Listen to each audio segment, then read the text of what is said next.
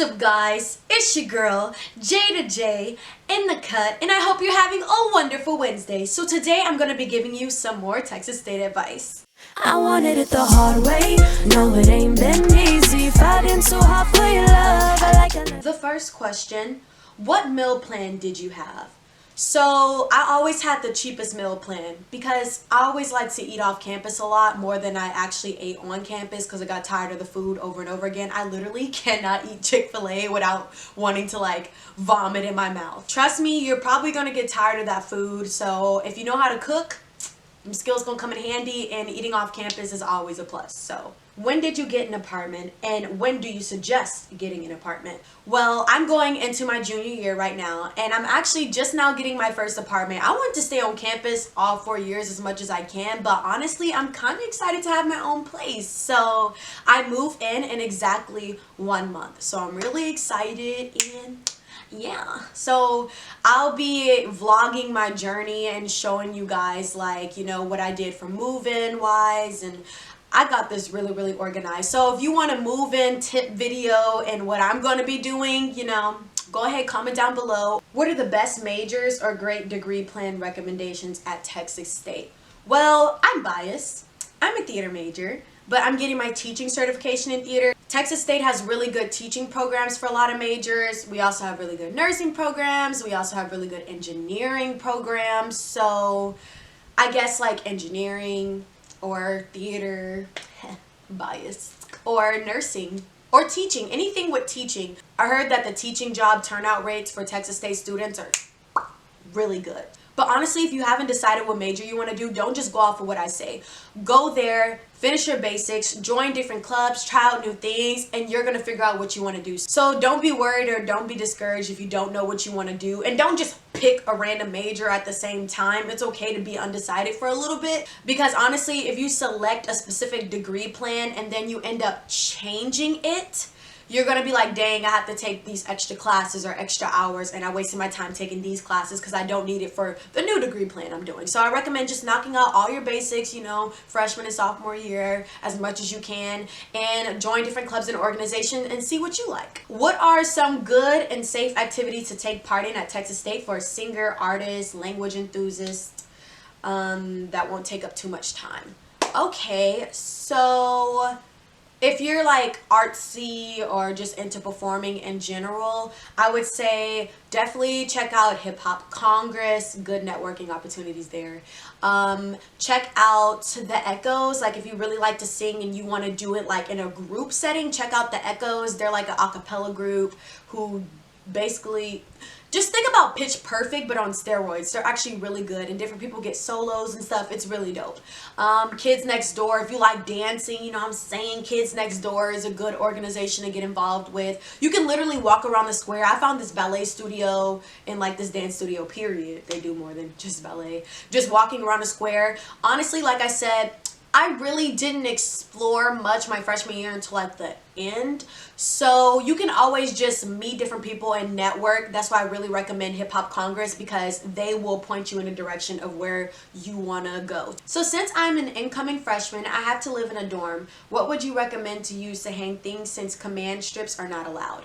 I'm not gonna lie. My freshman year, I used command strips. And here's why. I didn't know that command strips were command strips. I was just like, oh, these are just adhesive things. I didn't look at the rules or anything. I just hung everything up. And I was in Lantana. We had brick walls and they're really old, so a lot of the paint was kind of like chipped off anyway, so they really couldn't just be like, oh my god, this one spot wasn't here, like you're done, like we're charging you. So they didn't charge me, and everything came off just fine, to be honest. I got the ones with like the sticky side on the back and it has a hook on it so I can hang up my lights around my dorm and everything hung up really good. So I'm not recommending y'all to use command strips at all. I'm not encouraging it at all, but I'm just saying I did it and I didn't know, and it low-key worked for me and I didn't get in trouble. But different halls have different like walls and stuff, so you don't want to chip the paint in a different hall. But if you're in Lantana, you could low-key get away with it. But you know,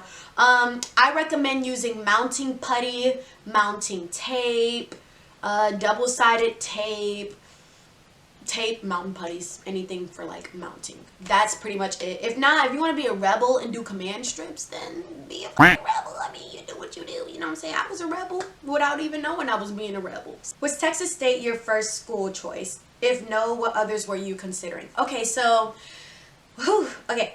Here's the motherfucking tea. So Texas State was the only school that I actually toured, and I fell in love with the campus. I was a theater major, so I got to audition for multiple colleges at this thing called Thespian. It's a thespian convention. If you're a theater major, you probably already know about this. At the thespian convention, I got to audition for multiple colleges. Oh, yeah, somebody. I don't even know who you are. Why are you in my driveway? Okay, you're leaving. Okay, that was really weird. And they're driving backwards. Oh my God, you're driving. Oh. I heard back from 14 colleges.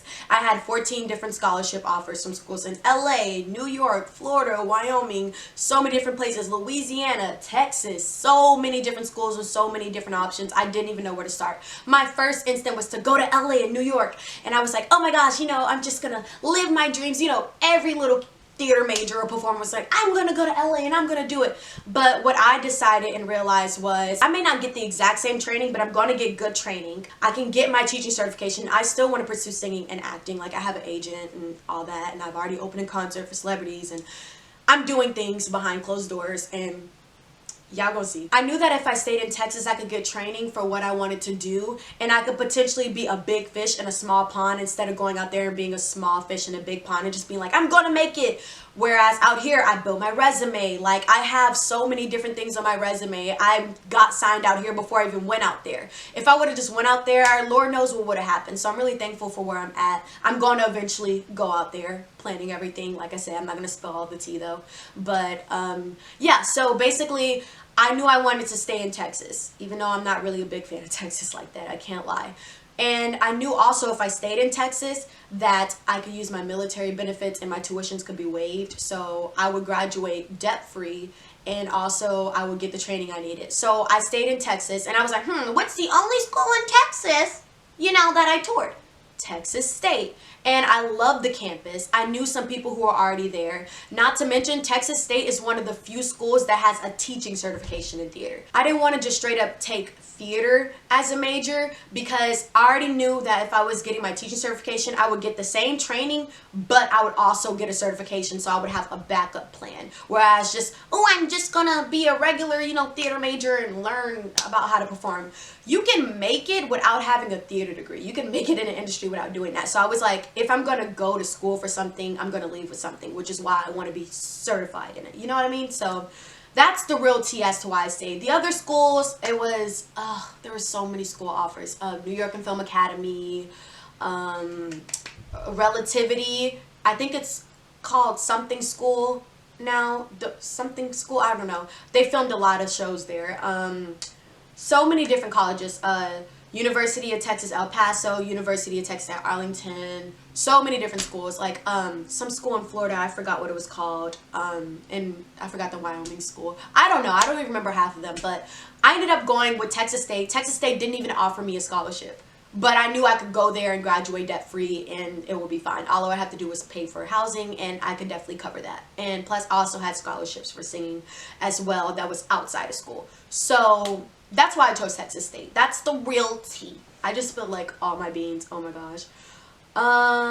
So I will be a freshman this fall. My parents got me a car for college. What do you think it's best, bring a car or leave it? I feel like it depends on your financial situation.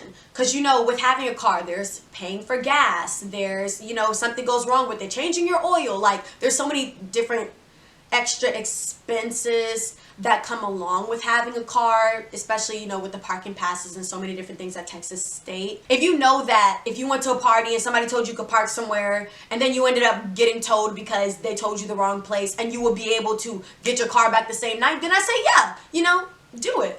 But if your financial situation not where it's at, I wouldn't recommend doing it because the parking passes are expensive and it just takes a lot. Having a car, you know, is just a lot of money that goes into it. I survived my freshman year without a car and I was perfectly fine. I have friends who had a car. There's Uber. A lot of things are walking distance, so you'll be fine without it. But it's just also dope to just have a car, to be able to go far and do this or go to this event without having to depend on somebody else. So it's entirely up to you, but I just want to like weigh out the pros and cons. I remember my freshman year, apparently one of the parking garages, they sold too many parking passes, or so they claim, and a lot of people didn't have places to park and they paid for that pass. What are you supposed to do? Like, you know, parking is a bit at Texas State. So it's really up to you. There's a lot of things that you can consider. Can you give some advice on how to avoid toxic and immature people at Texas State and what to expect? Love your videos.